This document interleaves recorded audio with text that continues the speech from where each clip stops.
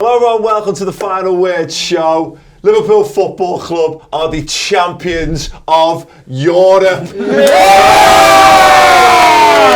Amazing, right? You know, we normally don't get drunk on this show, but we're the champions of Europe, so we're going to.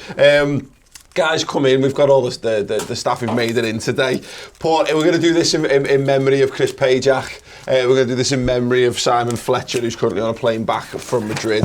Joined by Ben Kelly, by Adam Rowe, and by Ross Chanley for the show itself, which will come in due course. We've got Nicola sitting back. Nicola, you don't want to? Chelsea won the Europa League. You can have a little sip for that as well, like. We went a bit wider than I expected. We were going to stand up, so that's why the flaming's a bit weird. Oh, it's fine. Oh, hey, sound amazing. So, Adam, how you feeling? I feel all right. You feel like I'll be honest with you, I've never been happier in my life, but everything hurts from the amount of jumping up and down and singing, and my voice hurts, my throat hurts, my legs hurt, my feet hurt, my back hurts. When Origi scored the winner, I fell down 2 rows in the Olympia. I watched it in the Olympia. I had my top off and I was lying in a big puddle of ale. So I'm in a lot of pain, but it's all worth it. Oh, well, absolutely. Ross, how are you doing? Numb. It still feels a bit of a dream, doesn't it? Like, it's taken me 2 days to watch back content, watch the game back, go to the parade, and it's like you're in a massive bubble of European champions. You got a cup of tea there, Bailey? Is that your cup? Oh, you got some already. Sounds good. Any people passing it down the way? No. Yeah. Oh, sorry, Jack did the honourable thing and passed it down the line. Very much. Sound. Tom, how are you? My voice hurts. Yeah. I've been drinking non-stop for 2 days, and I will do it for the next week and for the next month and forever because champions of fucking Europe. Champions of fucking Europe. Yes, Yes, we are. Cheers, everyone. Cheers. All the best, right? Get back to work. No, you will not take the fucking bottle, would you? Oh, that was nice. Yeah, it was. Ben, you were over there with me. Aye. It honestly hasn't sunk in for me. No, not at all. It's funny, Ross said there, it felt like a dream, because for me, obviously people know, obviously the vlog's on YouTube now and all that, but I was in and out in 24 hours, so between getting up at 3 a.m. Saturday and getting back in bed at 6 a.m. Sunday, didn't sleep, I did it all in a day. So I got 6 hours sleep, woke up at like 12 p.m. yesterday afternoon, and it genuinely all just did feel like a dream, because just in that I did so much in that 26 hours or whatever, and suddenly I woke up, I was like, yeah, that was the last time I was in bed. None of that had happened yet. Yeah. So it did really feel like, honestly, like a dream. I messaged my dad, obviously he came up for the bus parade yesterday, and I just feel, it's 2 words. I feel so lucky to have had that experience, and I just feel so proud to have that experience and to have watched the team do it. And you know, I'm still speechless. Really, I was speechless in the game, trying to talk to a camera, in the ground at midnight Spanish time on Saturday, and I'm still speechless now. Just trying to sum up how I feel. I similar to me and my dad got there a day before, but we fit so much stuff into that space of time. Like I was saying, Adam, I got in this morning and put the game on. I'd watched the highlights on the night at like 3 o'clock in the morning when I'd finally finished editing and what have you. And I didn't get to, because it cut off the second the last chance happened. The highlights cut off, so I didn't get to see all the stuff. But it's been one of those things. It's like constantly refreshing Twitter. Every time I refresh Twitter, another gem appears, and maybe it's just a photograph, or maybe it's a video clip, or it's just someone summing it up really nicely in a few words. I've never experienced anything like that. I've had the exact same thing, lad. Yesterday, I went to parade, and I was so drunk at the parade. I also lived from the night before, and I was like, I just need to start again. That's the only way I'm going to feel good here. And then when I got back after the parade, I just got in bed. And my missus got in later on, and I woke up again, and I was just on my phone scrolling, ignoring, and she was like, why are you scrolling? You've seen all that stuff already. Just pay me some attention. I was like, no. If I refresh... and just didn't answer it, just carried on. If I refresh it, there's going to be something else. And my missus hates footy. Like, not doesn't really care about it. She actively despises football, but literally, there was no one else for me to show, so I just kept going, hey, look at this one. Hey! That Klopp counting system's amazing. He was bladdered on the back of that bus. Bladdered, absolutely. But I did the same, because I got back in at like 9 o'clock in the morning, Sunday morning, English time, and went home, and my wife was there with the kids and what have you, and then and I was sat there doing the same on my phone, and she kind of said, you need to pay me some attention. I was like, I'm sorry, you need to understand. I've had 2 hours kip, and this is something else. And then she, to her credit, she loves the story, and she loves all the passing the big stuff around it. So when I was showing her the clips and stuff, she's pissing herself, and then she come to the parade with me and all that kind of stuff. Like, but Ross, where you watched the Rome in the end?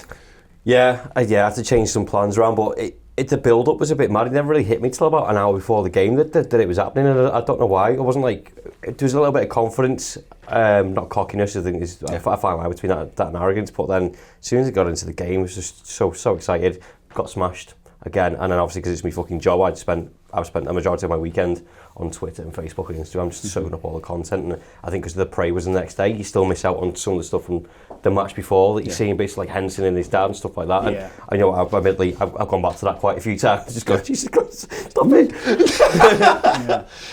That's the thing. I saw the Henderson video with his dad, and I thought, he's going to come over and give him a hug. Great.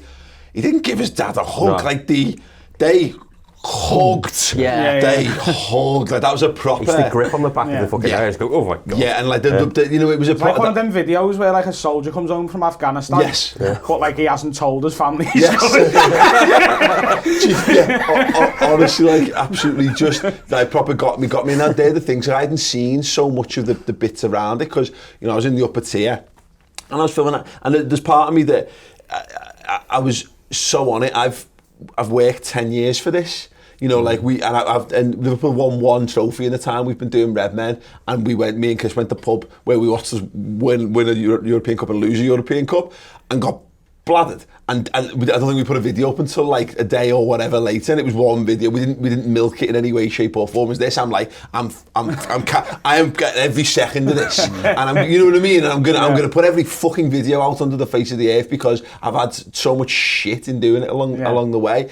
But when I finally saw a couple of the bits and seeing the video clips, and you're seeing like Virgil van Dijk, just the full-time whistle goes and he just starts crying. And like, I'd seen Henderson collapse into the floor. Have you seen that video from when Origi scores, what Van Dijk does? Yeah, we saw that. He just goes, he goes to run, and then he's like, I haven't got it in me. I'm just going to lie on the centre circle. Just absolutely incredible, isn't it? What was you say you were in the Olympia? What was it like? It was that boss night we're promoting it, and so like they had the musician on before it, and it was literally just bouncing from the moment they opened the doors. They opened at 5.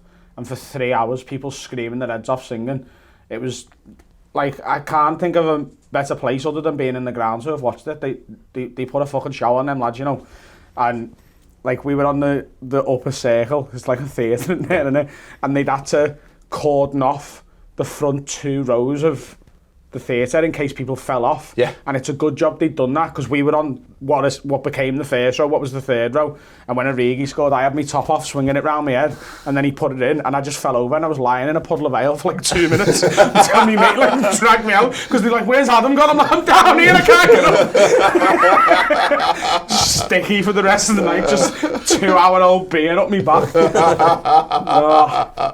Absolutely quality. Well, we'll get into the game now, just because we're going to be putting this out on YouTube for everyone to watch, to listen to, because look, the champions of Europe, we need to revel in this. We've got a sponsor, and it's threadsforreds.com. I'm wearing the Trabs tee, the updated Trabs tee. They did one in the build-up to the final, and they've got a new one now, which has got the 6 times the places we've been and where we won them.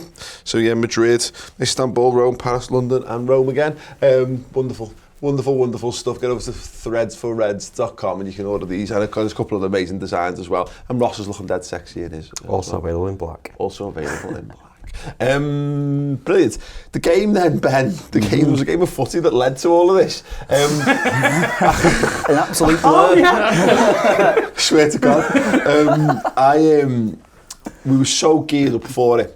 Yeah. Ross mentioned it earlier about this notion of confidence, and that was in all the build-ups, the build-up podcast and the build-up show. We talked about, it wasn't cockiness or arrogance, but there was a confidence that Liverpool were going to do this. I did not believe for a single second that 22 seconds into the final of the Champions League we would have a penalty, but we did. And I think, I'm watching it back, Sadio Mane might even buy it deliberately. Yeah, I think he's aiming for it because I don't know what else he's doing. Like the arms up and he sees it, and I think he goes like nobody's making a run or anything. So unless he's shooting, but it's not making a run from deep. Oh right, okay, but I just don't think he's. I think he's aiming for the arm, and to be fair, I think it is a penalty, but I think it's one of them where you wait it when it goes against you. And, I think it is a bit harsh, but I think it is a penalty. I don't think, I'll be honest with you, especially with the rules that are coming in now, which is if it touches your hand at all, it's a pen, then it's a pen. And that's going to happen more and more, players just volleying it at defenders' arms. But you can take this back 10 years. If a defender's got his arm up here for 5, 6, 7 seconds, it's his own fault. It's like, because he's pointing, I don't even know what he's pointing at, but it's like he's goading Mane to have a shot. And Mane goes, that's an interesting arm you've just put out at an unnatural angle, you might say there, Musa. Yeah, go on, I'll have a go at that. And whether he does it deliberately or not, I agree. It's one of those situations where VAR was never gonna chuck that off. No. Because it's ultimately the problem with VAR. It goes, well, you watch it 7 times and his arm's up, it goes, well, that's definitely it. And, I'll be honest, and I said it in my vlog, I nearly fainted. Like, I was screaming, and I had a proper, head rush. Honestly, and I sat back into my seat, and I was, like, I nearly completely went, because... Well, maybe, but I hope the fact that I had a few cancers during the time and I was a little bit dehydrated by that point and all that kind of stuff, and I'd missed dinner. And the point was, the whole thing, you were watching it come true. Like the confidence thing, to stride into that game and have that penalty within a minute, it was vindication for everything we've been saying. It was, and I was saying to these before we started today, there's no regrets looking back on this game now. But I think we might have absolutely battered Tottenham if we hadn't scored so early. Yeah. We started so lively, the players were so clearly up for it. I know we only seen 20 seconds of it before this happened, but I think that happens. And then Tottenham's game plan was quite clearly, slow this down. If we go toe-to-toe with Liverpool, they're going to bounce us all over the place. Yeah. And they didn't have a team talk to be able to change that. So what happened was Tottenham go 1-0 down, and then their plan is to slow the game down. Yeah. And Liverpool go 1-0 up, and they're like, well, hang on, our job's to slow the game down as well. And then we're like, hang on, we're supposed to be defending a 1-0 lead here, but they don't seem to be trying to chalk our goal off. What do we do here? Yeah. It led to a very weird first half. It was very much so. I mean, Ross... The penalty itself, I mean, it was the longest wait in the universe to watch the most inevitably toeyed penalty you've ever seen in your life. There was a couple of moments of the game that were like that seemed to go on forever. It was obviously a penalty. It was still in disbelief, I think, of just exchanging eye contact with people going, is this happening, isn't it? It's like, you said the build-up, you wait for it. You don't no one in this room ever thought we'd get a goal inside 2 minutes. No. Well, it was like Istanbul in reverse to some extent. Yeah. Like how they just strode, and all of a sudden you're a goal down, you're like, oh shit, as that happened, it was weird to be on the other end of it. You're saying preparing the teams for like every eventuality, no one prepared for that, but as a fan you can't prepare yourself for like scoring a goal in 2 minutes. Then it's like the most intense game ever. I'm alright with defending the lead, but not for 88 minutes in a Champions League final. Like I've shown me hand marks still in the fucking sofa at home. Fucking hell. But the penalty itself is like, that's how Mo takes penalties, isn't it? I mean, it was a bit of a shit penalty, and he's fucking lucky enough to... should have saved it. Yeah. If you watch it from too early. the camera angle from behind the goal, like it goes like there, and he still dives. He moves sand out the way, basically, doesn't he? But what a moment for Salah. Yeah. After last year. Do you know what I mean? 2 minutes in. There was no way he wasn't taking that pen. No. Even if Milner was on, I think he'd have took that pen. I don't think he would have done. I don't think he'd have allowed. But the point is, I think when it comes down to it, like Firmino's taking pens, I wouldn't have wanted him taking it. Fabinho's a penalty taker. Fabinho's an actual penalty taker. I know he's not been on it for us as such, but you're right. The redemption story for Mo Salah there was no way, regardless of the situation, he wasn't going to have a go at it. Like, it's must have been horrible for Tottenham fans. Cause, like, I mean, so the reverse of it, you know, we talked about Istanbul, but obviously they built up the day. They probably didn't expect to win, as we say, but like they've been building on all this, and then 2 minutes in, they were like, well, here we go then. So they're 1-0 down already. Like, obviously, we can look back now and obviously didn't feel for them at the time, but like a little bit is like, well, you know, already you're fucking 1-0 down, and obviously you're having to work yourself back into the game. But no, it was just. I think it's interesting the game itself because Ross Adam referenced it. Like the first half was weird. The lack of rhythm showed, and I think it helped Liverpool ultimately because Liverpool's game plan, I think, Adam might be right. It might have been to nick a goal early on, and then look, you get 1-0 up and you sound, and all of a sudden we've done it without really having to do anything. It was like, okay, cool.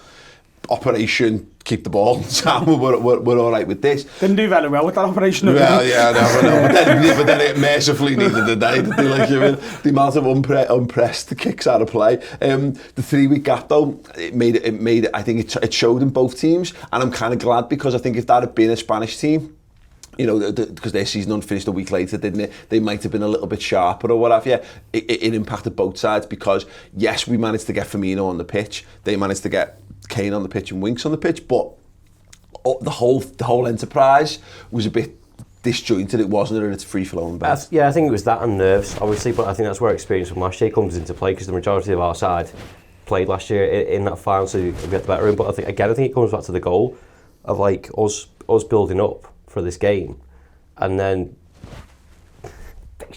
Fiction, Mike. Us building up for the game and to go 1 goal up within 2 minutes of shock and going, oh shit, like this wasn't meant to happen, and then that comes back to the nerves again of, you know, trying to build up a rhythm. Like our passing was terrible, but Tottenham were just more shit. Yeah, no, that's right. I just didn't get it. I didn't get to like soak in the game. You're meant to like have 5 minutes where the ball's getting played around and you're going, oh my god, I'm at a European Cup final, and it's just we're 1-0 up. We're 1-0 up and 2 minutes gone. The thing is, then it goes two ways. That we automatically then had something to lose, so that adds the pressure on as well. But I mean, the good thing is, really, it was the middle bit's fucking terrible, but it was.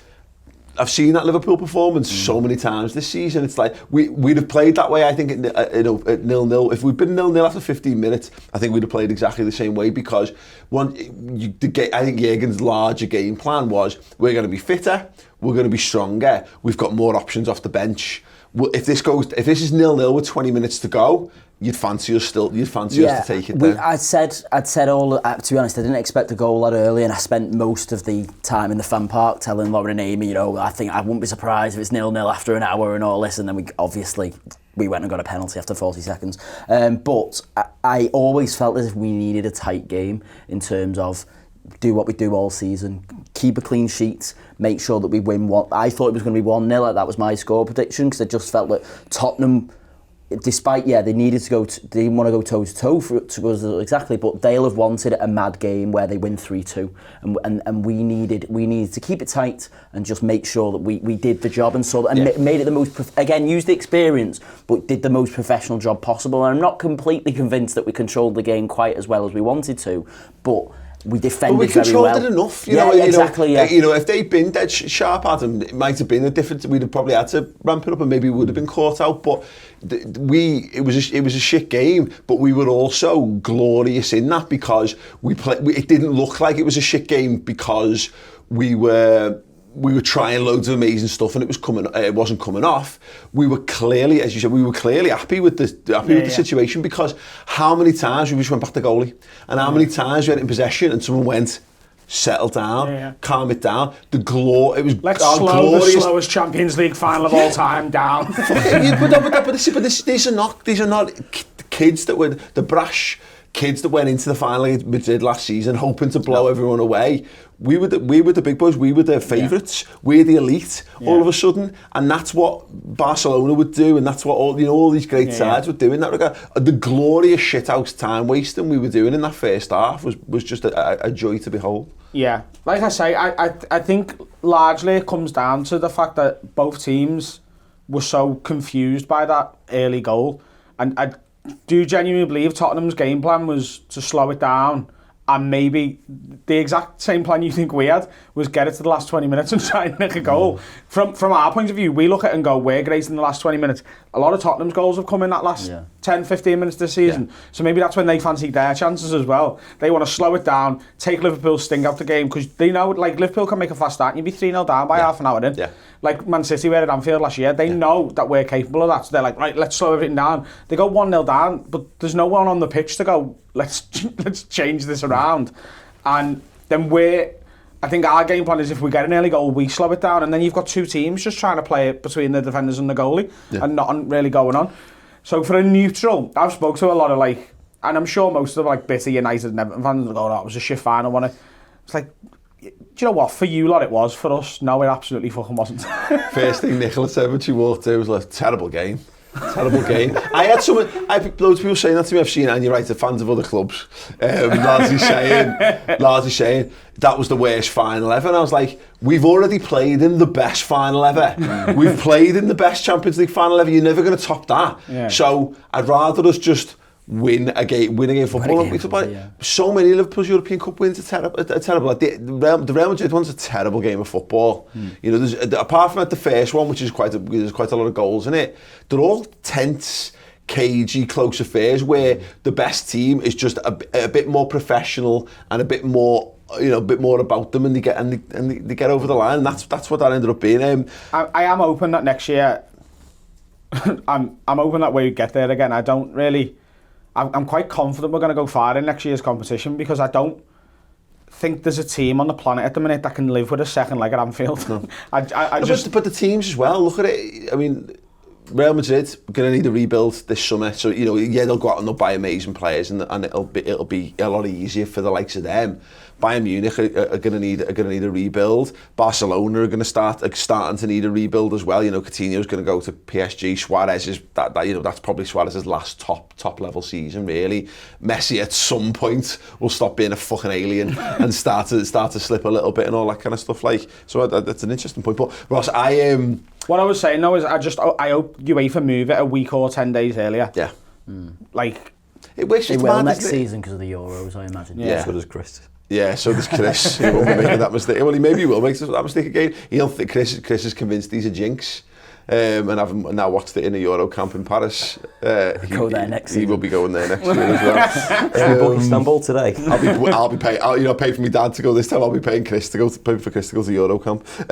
Sorry, Chris, not really. You can come. You need to come. I'm so gutted he wasn't there. So gutted. Yeah, Ross, I haven't thought about fractions since GCSE. I worked this game out in fractions, looking at the clock and going, that's a tenth of this game gone. that's a quarter of the game gone. And I was going through it every life. I was working out what that is. That's how I occupied myself with the middle section of it being a terrible game of football. But I have never, like, because we had that 1-0 lead, I was on the countdown to the final whistle from 2 minutes in.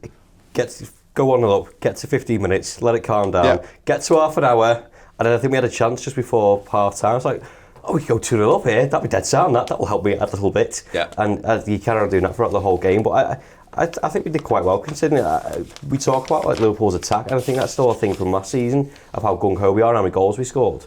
But like our best thing now is our defence. And like, this is all so calm. Like Joel Matip, again, we mentioned it before off camera, like for a Champions League final, he wasn't in last season because obviously Lovren started. He stepped up again. Like Kane did nothing, but that's not because it surprised me, and it shouldn't have surprised me because this is how they played with Kane against us early in the season. They go very long, they go very high and very direct to Harry Kane. And then look, he's a brilliant centre forward, but he's only as tall as he is. And he's only as powerful as he is. And it's not as tall as powerful as Virgil van Dijk. Exactly. And to be honest, he's not. You know, so they put people on Joel Matip, and Joel Matip used to be, my worry used to be, he's not strong in the air, he's not strong in a challenge, he's not on the front foot, and he's improved on all those things. So you can fire up to Harry Kane. Every time they went long, we used to play. In fact, we play like when Gareth Bale played for Spurs, and we put two men on him. We'd looked at like sandwiching. We did this for Lukaku, and we tried it with Benteke back in the day and all this kind of stuff. We always struggled against that. That was Liverpool's biggest weakness, big soft centre through the middle. Every time a team kicks the ball off the ground against us, I just sit back and just wait for us to counter-attack, because if you get it over Fabinho, which you're probably not going to because he's 12 foot tall, you've got the Virgil Empire van State Building Dijk. and the Eiffel Tower playing centre half. Absolutely. Joel Matip's bigger than Virgil van Dijk, and he's there. You know what I mean? It's like, oh, you're not going to target Virgil. You're just going to target the even taller Joel Matip. Go ahead. Good luck. All the best. Yeah. There was one dead early on, wasn't there, on Harry Kane, where the ball was thrust forward and Virgil's came in. It was like an early sort of laying down a mark. He just came in and went whack. And I wonder whether, because Harry Kane, I remember us having the conversation after the Anfield League game, is normally like, if he's not getting any joy out of that sort of situation, he is normally a bit more intelligent, comes and shows the ball a bit more, and just whether that was down to his fitness, maybe down to the conditions and maybe stuff, that's why we didn't see as much as that. Maybe it's a bit of hubris from Harry Kane, though, to be honest, like, because he's, you know, that big stage for him, he publicly declared himself fit. It's Harry Kane's time to shine, made himself fit in time for the final, and he probably just wanted to be as near the goal as possible because he wants to be the guy who defines it. But Adam, he was fucking shit. He was fucking shit, of course he was. He hasn't played in months. His team hasn't played in weeks, so, and they're all knackered. They were, like he was saying before, cramping after 60 minutes. I was watching that first half, like Son went to the Asian Games or whatever in the summer off the back of a busy season and all that kind of stuff. They were wrecked from half an hour into that game. And we weren't. Yeah. That was a big difference, is that we weren't very good at football on Saturday, but we were really good at running loads. Yeah. And if anyone's seen Coach Carter, you'll know that is the start of a very good championship winning team, is being able to outrun your opponent. Kane was shit, Dele Alli was worse. Just two of their star players just massively didn't show up. Yeah.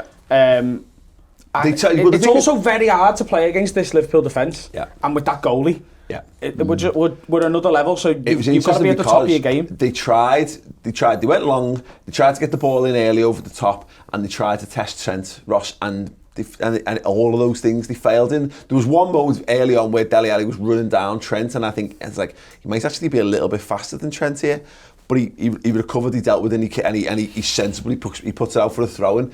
Again, 20-year-old lad, the intelligence. That was a situation where this is a boy who's been here before. A year ago, he might go back to the keeper. Yeah. No point. Don't worry about it. What are they going to do for a throw-in? They're only going to end up crossing the ball into the box. And what happens when you cross the ball into the box? Well, your big bastard Brazilian goalkeeper comes and claims it, or your even bigger bastard centre-halves come and let the fucking thing out. You know, and so the level of composure and the fact that there was, all of a sudden, there was no weak links. There was no, people have been trying to target Trent all season, and he's gotten better. And that'll be something that they worked on as well, because they would have known not going to get change out of Matip and Van Dijk. But I think he's just so switched on. It comes back to last season for me. You know, you've been through that. You know, we know how much they wanted it. The moment they had with Son, when Son was through 1-on-1, and he's just pelting it back, and like, it was just dead cool. And like, for a split second as a fan, you go, oh no, it's fine. No, but that was the genuine biggest moment. I think was you saying that was the when he basically wins man of the match in that moment. He's chasing back, and you think, oh God. I meant the Trent one. Oh, so the Trent's bombing back, and sometimes he just sticks his leg out, gets foot on it. He's 20 years of age, Champions League final. He gets past him, and he's through. Other teams in the top six all season, and going back into last season, have targeted Trent in those big games. He's always been the one that people try and get at. And if anything, they've probably done us a favour, because they've just made him loads better defensively. Because in those big games, he's been targeted. He's had to have stepped up and gone, right, who am I playing today? Leroy Sané. Sound, I'll have to try and pocket him. Marcus Rashford again. Yeah, he done me last year. He's not getting past me today. Yeah. And then Heung-min Son and Dele Alli, and they've all done it, and he'll become a much better player. We forget sometimes, because we're adults, sort of, that you're used to people staying the same. Whereas kids, and look, 20's not a kid, but you know, you when you're younger, I see it with me lad. You know, you do something with them once, and they might be shit at it. Let them sleep on it and try it again, and they'll be better at it. It's Crash Bandicoot. Yeah, Crash Bandicoot. I honestly, Mario Odyssey. Honestly, it's astounding. Like, but you do that when you're younger. You do the more stuff you experience, you're more pliable. You're more sponge-like. You soak these things up. And I think you're dead right. Trent Alexander-Arnold was supposed to be our weak link there. So much so that they tried it on Robbo. They switched Son over as well. to try and double up on Robbo for a bit to see if they get any chases. He's having a laugh. Oh, I love it. But it's all the best plays. Good effort. Yeah. Not getting that at said. You're not getting it. Try it on Van Dijk now. Dribble past it. Absolutely. Yeah, definitely. The one player who also said to me, we've mentioned him a couple of times, Ben, Son. He's fantastic, isn't he? Yeah, he's class, and Tottenham have had so much joy out of him this season, and more as well. I think in hindsight, look, if you're going into the game and Harry Kane can play, I think it is a no-brainer to try and start Harry Kane. In the game, it was brilliantly obvious. Yeah. Because he's their star man, he's one of their own. I heard that song so many times, so quietly, so terribly sung around Madrid.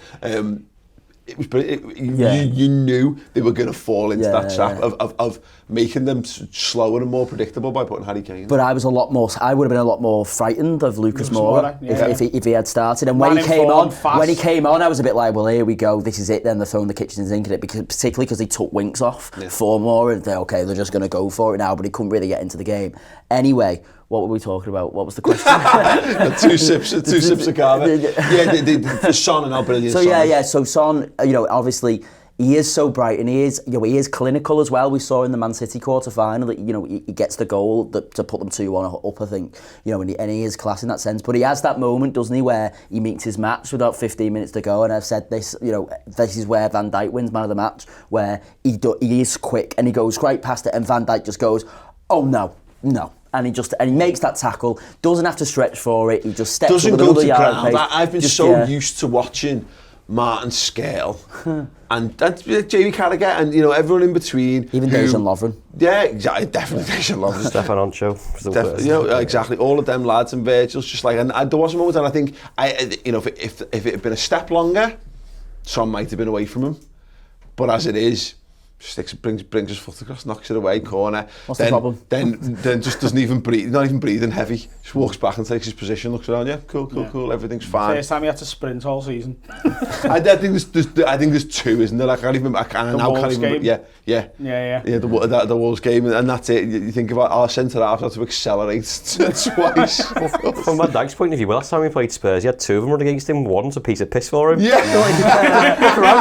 Where's the other one? But the thing is, that's the thing. He rates Son. He knows how dangerous. He knows he's a good player in that situation. Best players in the world relish going up against the best players in the world, and that was where I make it like an inconvenience for him. Doesn't he? What are you doing? I think it says so much about how far we've come as a team that this Tottenham side is genuinely a really, really good team, and I think Son is the only one I'd have. To add to our squad. Watching the game back, I did have that thought of, and I like a lot of their players. I think they're very, very good. I thought Danny Rose was shit as well, but I think he's a fantastic left back. Trippier's a fantastic right back. Sissoko has bizarrely become really, really, really good. Defender's good. The keeper's a bit below average, but he's better. He's better than Mignolet. He's a good goalkeeper, isn't he? But I did, when I was coming toward the end of that game, I was watching it going, I know Harry Kane's world class as a centre forward, but I genuinely feel as though Son is their one guy. He's their one fella. And I was like, I recognise this because I've seen us be this for so long, where you've got loads and loads of good lads, but you have one who's just better than the rest. Whereas now I look at our squad and I'm like, you could make a case for 3 or 4 players being our best player, and you could make a case for all of those players being the best in that position in the world at the same time, which is the difference in that. I said earlier, Ross, I think we wanted this game to go to the last 20. I think we were fine. I think we should have been better. I think Klopp wanted us to be better. You don't deliberately misplace passes. It's as simple as that. But you could see how our game plan at work. It just wasn't clearly evident, and if you watch shortened highlights, Dan, you'll never see it. We had 2-3 at least opportunities to counter-attack in that last 20, and it was the ball before the ball let us down. Origi had a couple where he just, one for Mane, one for Salah, where he totally fluffs the pass. We were clearly it started to play into our hands. They brought Moura on, they went for it, they threw the kitchen sink at it, and you felt as though all we needed was one moment of precision, and the game was going to be ours. Yeah, and that comes from this whole season that we've played. We've adapted to whatever situation we've used, and we can take different situations, whatever happened in that game, and use them. You know, taking that experience of this season, go, actually, we'll keep possession of the ball, like you said, and pass it around. It never happened just because we were poor at passing. But again, like, go on a little, Sam will just counter-attack. You said, we'll still got the pressure. We can do that now. We've got a good defence. We've got a good goalkeeper. And often, like, when we were on a counter and there wasn't a pass before the pass, well, Trent got through. We just stopped passing to people. Then Robert got through when he passed someone else. And, you know, Spurs had no choice but to go for it, and they left themselves exposed, which we're fine with. Exactly, that was the thing. They were inexperienced at that level, and they were a goal behind. And you know, and as much as you say, when Mora comes on, you're like, oh, here we go, and you're dead right. The second they brought Llorente on, I was like, this is it. This is all they've got now. They've got this hope. This start lumping things in, and again, I don't fear that anymore. That being said, the last 20 minutes was nervous as fuck, and they have opportunities. And again, it's easy to say with hindsight, but at the time, it did feel as though an equaliser was coming. You know, if it'd been the roles reversed, we'd have said it's coming. It's on the way. I mean, Dele Alli had a chance, didn't he, where he like tries to hook it into the top corner, which I believe fooled everybody on the telly. It looked like it was going in. Still a bit well, to be honest. Well, I think I'm not sure. I don't think I unclenched until about 3 o'clock in the morning, where it'd be first little sip of whiskey, like. But go on. Moore had the chance on the corner that then Son headed wide, but he was offside. Son had a good effort. That was the big one. The Son chance that ends up being offside. It was the Moore one in the middle that he scuffs. So Son has the one. Son has the shot where Alisson makes a good save. Moura has to connect with that better. That was the big chance for them. And then Eriksen has the free kick, which is like, it's a good save, but this is how good Alisson is, because he can make that save look well better. Yeah. Because it's going in, but the way he moves his feet to then move himself and move his whole body to then be able to use his hands, he can be, if he wants to, he can make that good look good for the cameras. He can be stretching right out here and tip that wide, but he doesn't have to, because he's that good. He's 6'4", and he's dead agile. Yeah. Like he's so agile. He's not like a lumbering goalkeeper in any way, shape or form. So that's where the free kicks go, and you know it. Yeah. You know, it would have been a moment of genius if Eriksen had put it in the near post, but it's actually almost impossible to do that from that angle, to get the power, to get it up and down. Yeah. But also then you've got to loop it if you go in near post there, which means that Alisson's got time to react one way or the other. It's basically it's got to be 3 feet higher with more dip on it to have a chance of going in that top bin. But look, I don't want to take anything away here from Alisson Becker, Adam, because I said this in my post-match video. I've said it all over the place. For me, my dad had this conversation. He said he didn't want to denigrate the performances of everyone by putting it all on Alisson and make it seem as though Spurs battered us somehow, but they didn't. But Alisson Becker makes 3 or 4 saves in that final 20 minutes of the game and wins us the final ultimately, because if even one of them goes in, or he has a spill and there's crosses he takes, there's clearing his lines, he's right on the edge of his 18-yard box picking through balls off. If he has even one flinch, they're in, and it could be a completely different game. We've spent £65 million. We broke the transfer record for a goalkeeper, and he's effectively won us the 6th European Cup. Yeah. I've sort of run out of superlatives for him, because it's it's a similar thing with Van Dijk. He's not just brilliant, you've got to compare him to what we've had before him. Yeah. That's the big thing. He's not just a fucking unbelievable goalie. We've had absolute dog shit for years in the same position. So, like, those saves he makes, like, all the Spurs chances are half chances. There's none where you go, they absolutely should have scored there. Mora should have done better, but you can't say he should have scored, because it's still a difficult chance to take.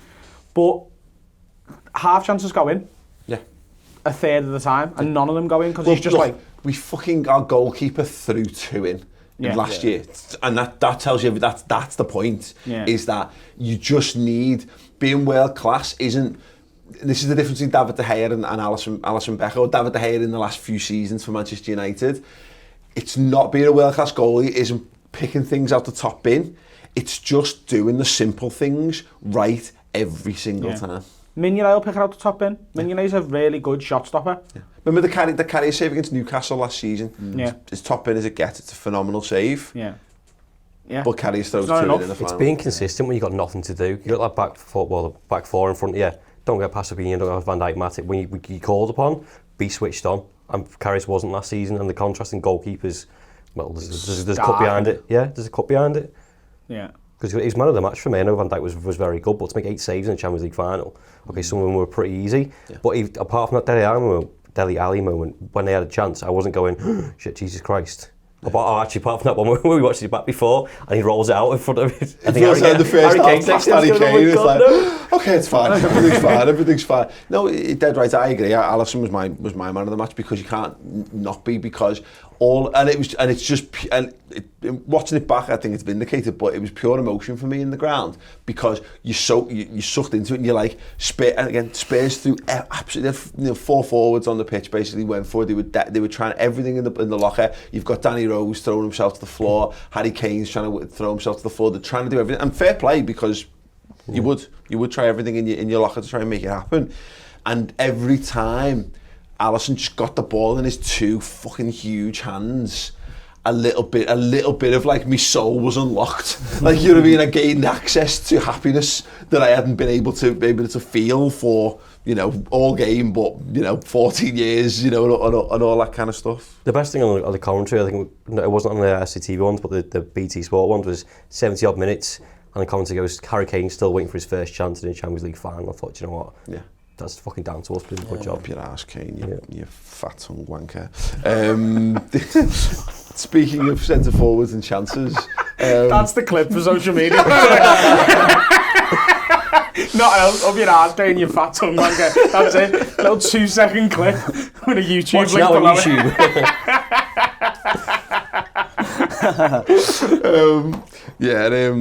Let's talk Divock Origi, because tales of contrasting form as strikers. Bobby Firmino, Ben, clearly not fit, clearly off it, not a good game for us, but I didn't bat an eyelid when Divock Origi came on. No. I didn't go, oh my God, is our chances evaporating out the window? Bobby Firmino's going off. I was like, yeah, go ahead. Bit of pace, bit of power, bit of height.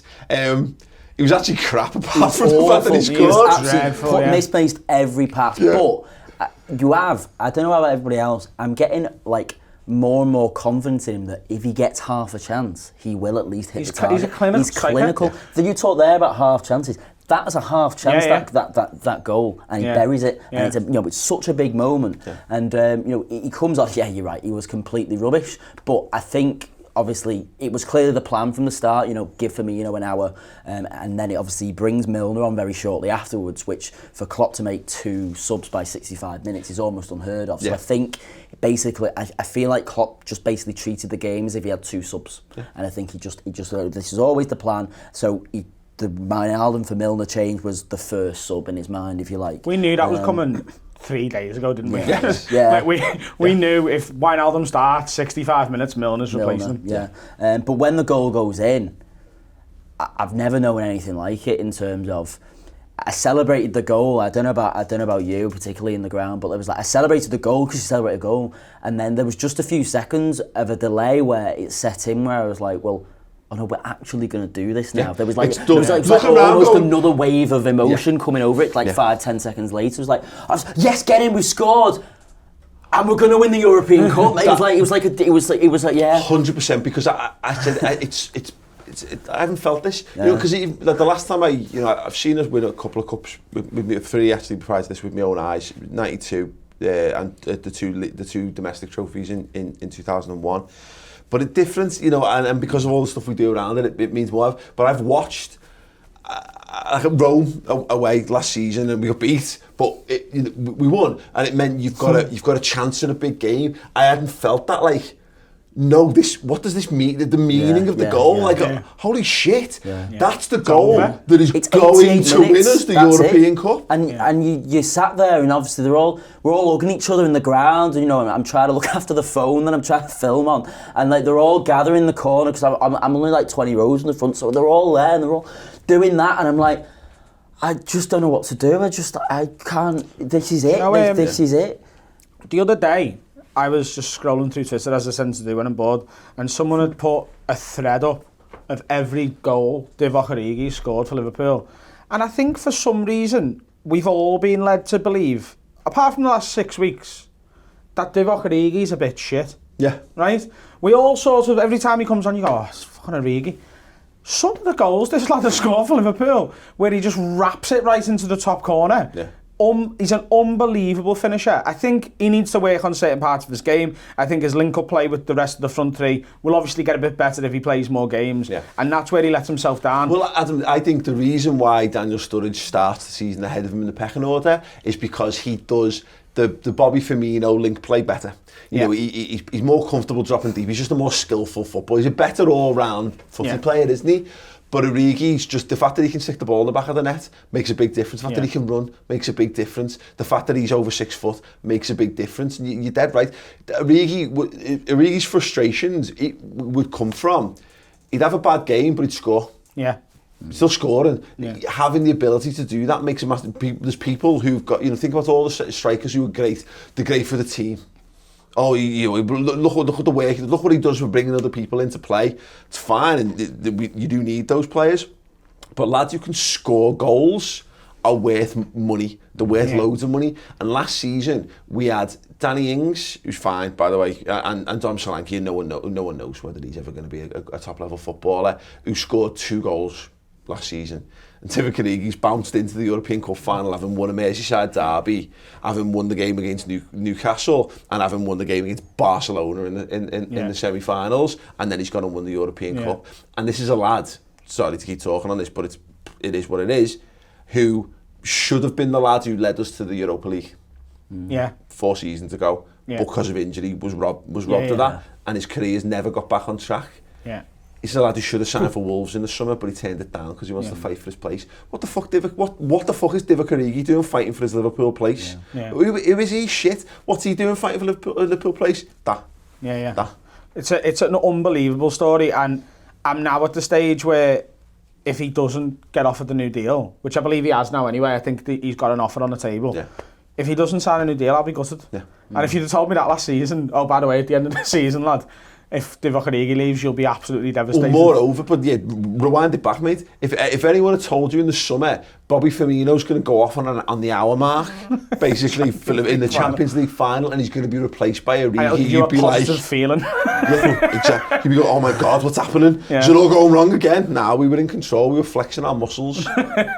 He's still going to get better as well because he's still only relatively young. He's just been at Liverpool. He's only just getting into the prime of his career. Yeah, he's been in Liverpool for a long time. I think that's why he's a bit of a meme, because he was in and out of the side, wasn't sure of his role, what he was doing, went to Wolfsburg, did poor there because they got relegated and went through, I think it was 2 managers at the time he was there, didn't set off, and I think he's trying to fit him into this Liverpool side. Same with Sturridge, every time we play different because he doesn't suit the role. This season, Divock Origi's found form and a place in the side. I think the biggest sign that Klopp doesn't think his link-up play is up there is that most of the time this season when he's come on, he's played left wing and he's stuck Mane up front because he goes, right, well, Mane is good with the link-up play, so we'll play him central and he can dictate it. But then the last couple of games he's lashed Origi right through the middle, so maybe that's a sign to come next season. When Firmino's not playing, it's going to be Origi, and then when one of the others isn't playing, I think we're going to see a little bit of Ryan Brewster. Exactly. Yeah. Shaqiri fucking hates him, doesn't he? Fine, let him. A year ago, probably around February 2018, I put out a development watch titled Divock Origi will never play for Liverpool again because he was doing that badly at Wolfsburg. And I hope that people in the comments now are giving me shit because I love being wrong. I love being wrong so much. Bells are being wrong when something turns out so right. Yeah, I completely agree. It's reverse psychology, Ben. You're trying to dream up. Yeah, he saw that video and went, fuck you. I think that'll bring us nicely onto Jordan Henderson, won't it? 100%. And it's funny because me and my dad were chatting, he went, I love Jordan Henderson, and he went, Adam who comes in, he fucking hates Henderson, he gives them all kind of stick. Here's the thing though, right, I still think I was right. I think Jordan Henderson... Some people have just got that mentality. Jordan Henderson, the number 8, and Jordan Henderson, the number 6, are different players, completely different players. And as an 8, like he was under Brendan Rodgers, he wasn't the 6 there, he was the right side of a midfield 3, and he was fucking great in that 13-14 season as a young player. And the back half of this season when he's been played there, he's been allowed to bomb forward a little bit, knowing that one of the best defensive mids now in world football, Fabinho, was just chilling and has got... His legs seem to like grow. Yeah. It's like he's got like a selfie stick for a leg. And if the ball's over there, it just keeps going. If Stretch Armstrong could stretch his own legs. Henderson has been absolutely unbelievable the second half of this season. And that game against Barcelona, I've watched the highlights of that game at least 30, 40 times. Yeah. And that's not an exaggeration. I've woke up every morning since then and put it on. And there's been other times where I've gone, I'll just put it on again. Yeah. It's the first thing I've watched every morning since we got through.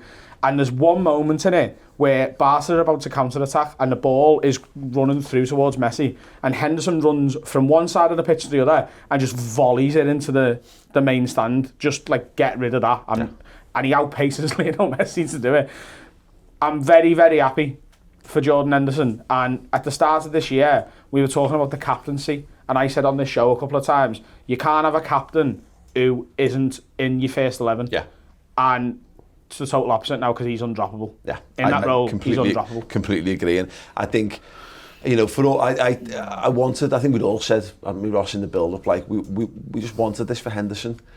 The campaign against him, I think, has been absolutely baffling. And I get what I think Adam has explained it really well. To be honest, is that I think there's some people though who saw him in the six, and some he was fine in that role. He was absolutely fine.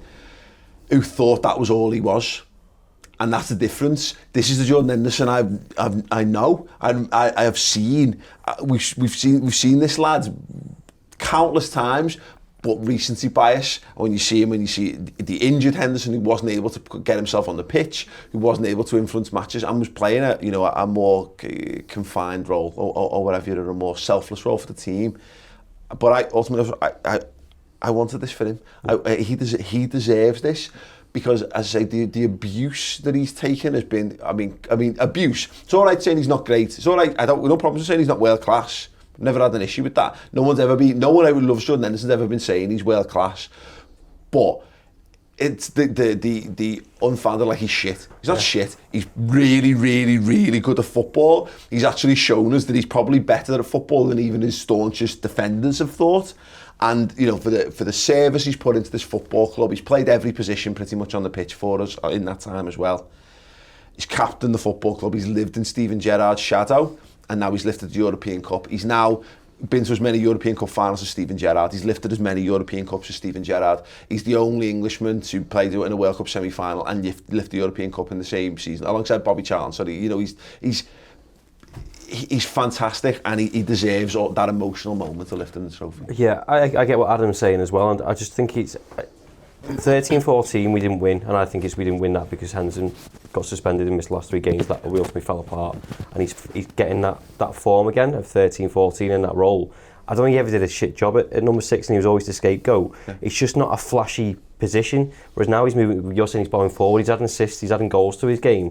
That's what everyone wanted him to do before, but it wasn't his job. Yeah. Gini Van Alden does a very similar job and doesn't get the shit that Jordan Henderson gets. Fabinho gets praise because he's better in that position. Does more slideys, Fabinho, and I'm not criticising Fabinho, I think he's phenomenal, by the way. There's also a degree to which, when you're passing sideways and backwards, when your team's got Nathaniel Klein, Dejan Lovren, Alberto Moreno, Simon Mignolet, Loris Karius in it, you don't want them players to have the ball. Whereas if you're passing it sideways and backwards now, you're passing it to Trent, Robbo, Van Dijk. But that was always his job. Yeah. Exactly what I mean. It's trendier now to pass it sideways and backwards because we actually want Virgil van Dijk on the ball. We want the lads back and sideways. Henderson has been done over by circumstance. Yeah, but he's had his own faults, because if he passes it sideways, he gets shit. If he tried a long ball, which was never very good, that's not an asset of his game to spray long passes. But it is. Bullshit. It is. He's brilliant at spraying long passes. Not at a consistent level, like you're comparing to Gerrard before. I was going, he's not done a 70-yard, switch play pass. He doesn't do that. He can play the ball. I'll be honest. He plays less of them than Gerrard, but he doesn't fuck as many of them up as Steven Gerrard. Yeah, exactly. So when he doesn't do it, he's passing it sideways to keep the ball, because that's his job. And then when he doesn't when he sprays long pass, he gives it away. He's like, what are you doing? You should have passed it sideways. Like, what do you want him to do? Jurgen Klopp would have had his head done in by Steven Gerrard at times, because when you gegenpress and if you give the ball away stupidly, you've undone all the hard work of your team, and that's the nature of it. The thing with Jordan Henderson, for me, it was never the passing sideways and backwards that bothered me. I understand that he's given a role by the manager and it's right, do that. It was when people dribbled past him, he would stop and he would let them carry on and go, defenders deal with that. Fabinho doesn't do it. Fabinho will sprint after. See, I disagree on that. I think he chased back, but Henderson, again, doesn't go. He's not a go-to-ground guy. Fabinho is. And kind of again, the telescopic legs thing helps. Yeah. For Jordan Henderson isn't that. He's all about getting a toe in. Lucas was like that as well. And that's why loads of people dislike Lucas Leiva as a DM. Fabinho does it all. Yeah. So, and Fabinho's got hang your hat on DM moments, and that's boss player bursting past him, it's catching him up, and it's going to ground, knocking him for 6, and getting up and walking away with the ball. And Henderson's got the ability to come back and help now as well. He's such a further forward. He's not the guy you have to get past. He can see an attack happening and go, we saw it 20 minutes to go, and Klopp screaming, changed the formation. We went to sort of 4-4-2, pseudo 4-2-3-1, 4-4-1-1. Either way, Henderson just goes and sits in alongside Fabinho there. Boss. I think sorry, go on. Sorry, go ahead. I think what will be nice is we've spoke for years about he's in Gerrard's shadow, and he's now lifted the only real major trophy. I know the FA Cup and the League Cup count officially as major trophies. The two we really give a flying fuck about are this one and the league. Yeah. And he's now matched Gerrard's haul on those two things. And I think sitting here in this position right now, we can all agree, if by the time he retires, he hasn't added to that, something will have gone horribly wrong. Yeah. You know what we can say? I think we can say, Ben, now, and there's a wider point to be made about Liverpool in general, I think, with this trophy means you can look back on the things that have gone before positively. So you can say, us losing the Europa League final, and us losing the League Cup final against City, and us losing the Champions League last year, they were part of a journey to this. Yeah. It's like how whenever your kids are born, all the mistakes you made in your life, it doesn't matter anymore, because it was all the butterfly effect. It was all part of you getting to making this one-off thing that you love loads. And it's like that with Jordan Henderson for me. We can all now look at it. We look at the pictures of Henderson lifting the trophy and kissing the trophy and hugging his dad and crying on the pitch and being cuddled and hugged by every member of Liverpool's playing staff and management team, etc., etc. You can look at what he's been through and you can say, this is a lad who's he's been let down by other people, not him. It's not Jordan Henderson's fault we didn't win the League Cup. It's not Jordan Henderson's fault we didn't win the Europa League, and it's not his fault that we didn't win the Champions League last season. Because if you play him in his best position and you put him in a side with other players who've got the same dedication as him, the same work rate as him, all the passion and all those things, well, what do you get? You get Jordan Henderson, the trophy-winning captain. Yeah. I don't know how much better I can sum it up. I mean, he's just so... Well, when the debates were happening about, whether he's good enough and all that, he's so highly thought of by clearly everybody at the club, but clearly every manager that he's played under. He gets a game pretty much everywhere he goes. Gareth Southgate fucking loves him for England, right? Jurgen Klopp bloody loves him. Jurgen Klopp clearly thinks he's just... In terms of his work rate, he's everything that a Jurgen Klopp player wants. We praised Adam Lallana for it over Jurgen Klopp's tenure, but obviously Lallana's had his injury problems, hasn't been fit. Jordan Henderson has been fitter than Adam Lallana the majority of the season he's played. And you know what else sums it up for me? The amount of neutral fans that I've had telling me over the last few days, because obviously, like Saturday night in particular, I was getting loads of messages off people I haven't spoken to for months who are sort of saying congratulations as if I've done something. I've not. But so many people made up for Jordan Henderson because he's just a likeable guy at the end of the day, and he does work hard and he does play well. And I think most football fans with their head screwed on can see the job that he does and see that he doesn't get enough credit for it. And I had Man United fans saying, you know what, I'm made up for Jordan Henderson because I just look at him. I look at, we were talking before, like that Dele Alli, and there's something not quite psychologically there to make him the next step just yet anyway, because he might well do. But you look at like your Paul Pogba's, and I look at other footballers, and Liverpool have had plenty of them down the years, Ross, who the trophy makes this a lot easier argument all of a sudden. But I'd have Jordan Henderson all day, because all I ever ask is that lads go out there and give absolutely everything, go out and die for the shirt on the pitch. If you've then got technical ability on top, that's how you become a genuine club legend, and how you become world class.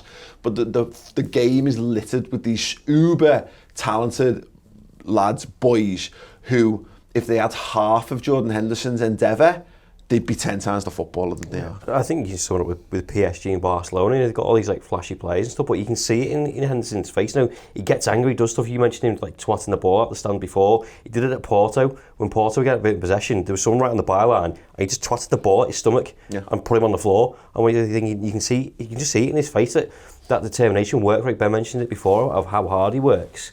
You can't compensate for that. You can be technical, like Neymar is good technically, but don't put the graft in because you think he deserves to win it. Jordan Henderson doesn't think he deserves anything. He works hard to get what he's deserved. Absolutely. And right, I'm gonna caveat this little next section with, I know that there's fans of other football clubs who watch this channel. You do, because we're the best fan TV channel in the fucking world, and we don't fucking cry arse about everything and all that kind of stuff. So I think that this is going to be the entitlement section, and if you don't get it, if you're not a fan of Liverpool, this is going to sound like we're pricks or whatever. But trust that if you're a fan of another football club and you were in this situation and you treat your team, and you're not a Man United fan or a team that wins trophies all the time, I'm going to say this: as fans, I think we deserve this. I think we deserve to see us win the European Cup. It's been 14 years since we've won a major trophy. We've never gone anywhere. We still turn up. We've still been there cheering on.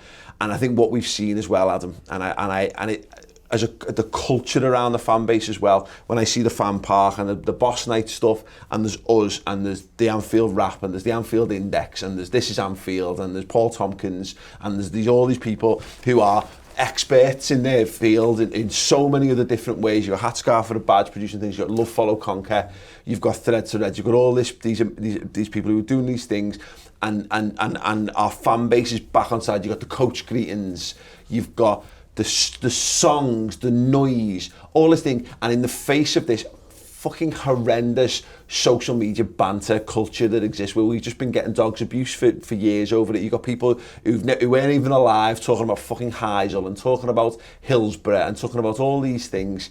And for the way we've done it, and you see the parade and you see 750,000 people lining the streets of Liverpool, that's why we deserve that fucking trophy. That's why we deserve to be European champions. Yeah, I mean, like, in 2005, I was 13 years old, so I remember it fairly well, but I'm still a kid. Yeah. Do you know what I mean? Yesterday, being at that parade and seeing the iconic, and that's a big word, but it fully deserves it, the iconic photography and the videos since is, like, I don't think there's another place in the world who would celebrate like this.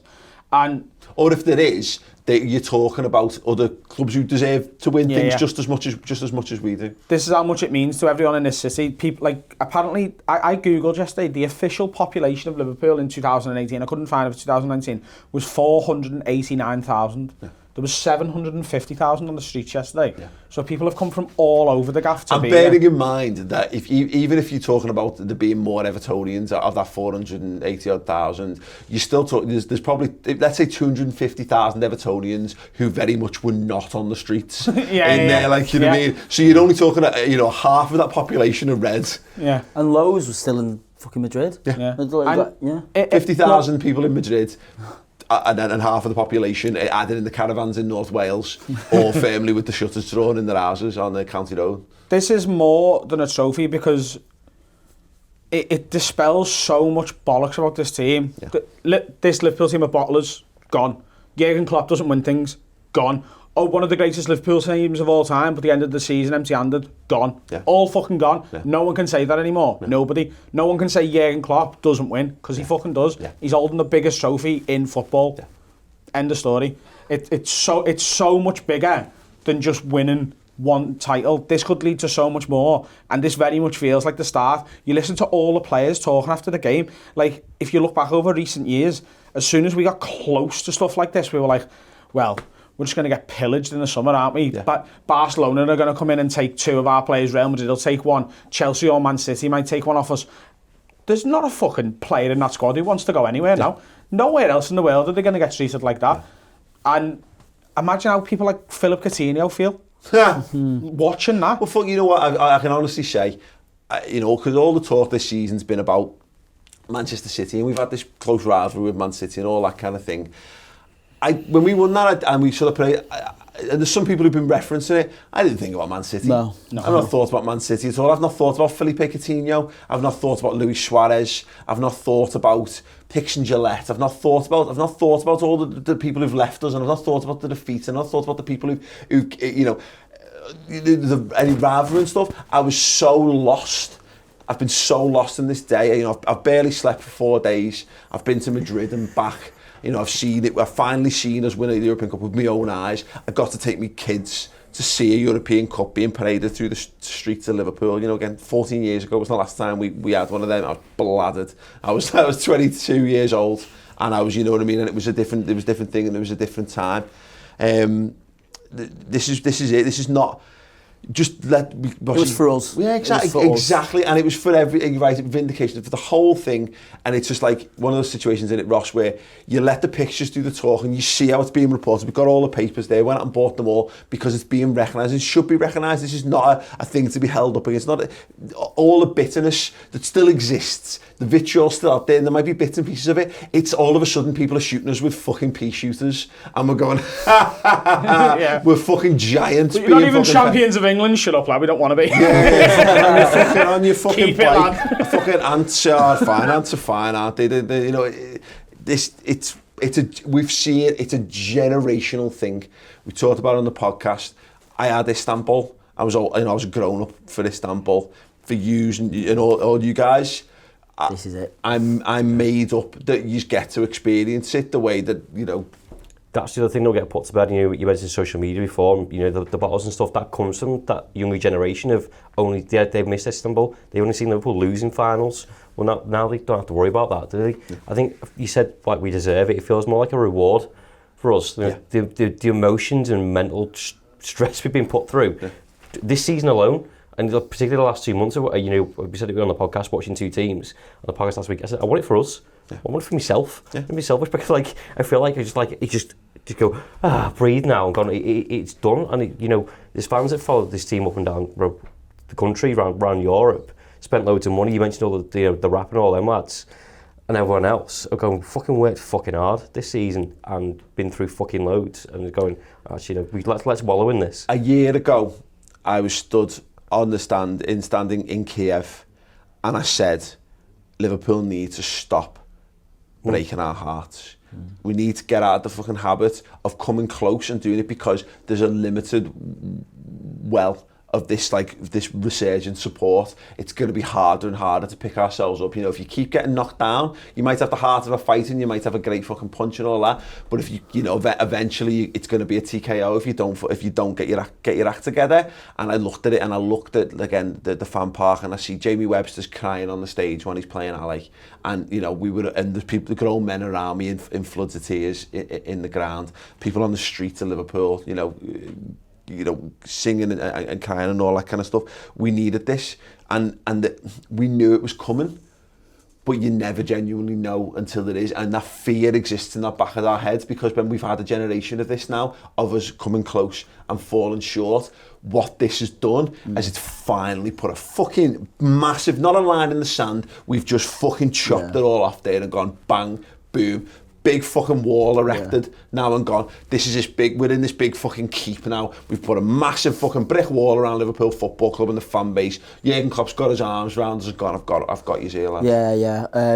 It's funny that they crossed my mind. About 20 minutes to go, the clock ticks to 70, and I went, well, this is just either going to be amazing or the cruelest fucking thing in the world. And I was looking at it, I was going, it almost gave me confidence in the sense of life just cannot be this cruel. We've just got to do this now.